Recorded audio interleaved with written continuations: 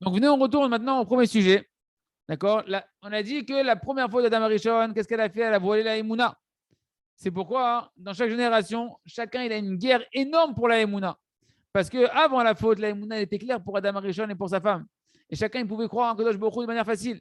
Maintenant qu'Adam Arishon il a fait une mauvaise idée de doute, un mauvais raisonnement, une mauvaise introspection, et que maintenant ça a été sorti de la bouche du roi, Akadosh Baruch Hu, c'est ce qui est marqué dans le conte de Rabbi Nachman, chez Alotov Ikachotar, que le mal il prenne la princesse. C'est quoi que le mal il prenne la princesse?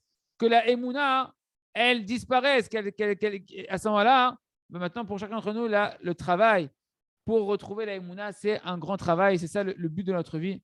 Car c'est sûr qu'un homme qui a fauté, c'est parce qu'il a oublié Hachem.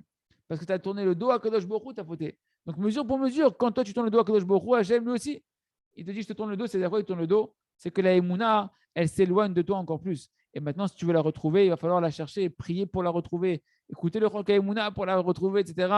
Et ça va être ça tout ton travail, de redévoiler la Emouna que tu as endommagée, qui s'est écartée.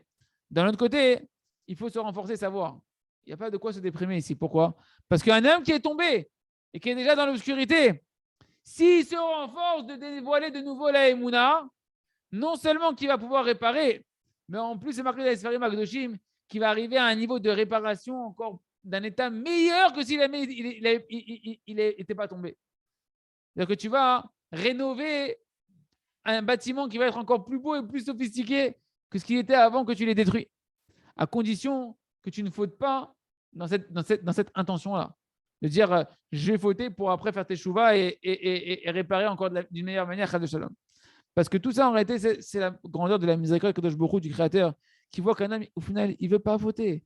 Et que tout ce qu'un homme tombe, c'est à cause qu'il a un mauvais penchant, qu'il ne veut pas le lâcher, qu'il veut le faire tomber. C'est pourquoi Kadosh Baruch Hu, il te donne la possibilité de faire teshuva, de revenir vers lui. Et il te donne une récompense extraordinaire dans la teshuva. Et il est prêt à tout inverser, toutes tes fautes en mérite, et tout transformer pour le bien, à condition de savoir que c'est interdit pour un homme de faire ce calcul-là a priori, de dire je vais fauter Chaz Shalom, et grâce à ça, je vais faire une réparation encore plus grande après quand je vais faire chouva par amour, etc. Chaz Shalom, alors un homme qui veut ou une femme qui veut faire ce raisonnement-là, parce que cette échouva, elle va devenir Chaz Shalom extrêmement difficile, comme c'est marqué. Celui qui dit je vais fauter et je vais faire tes chouvas, on ne lui laisse pas la possibilité de faire tes chouvas. Le secret, c'est pas que tu pourras pas faire tes chouvas, c'est juste que la teshuva, elle va être beaucoup plus difficile.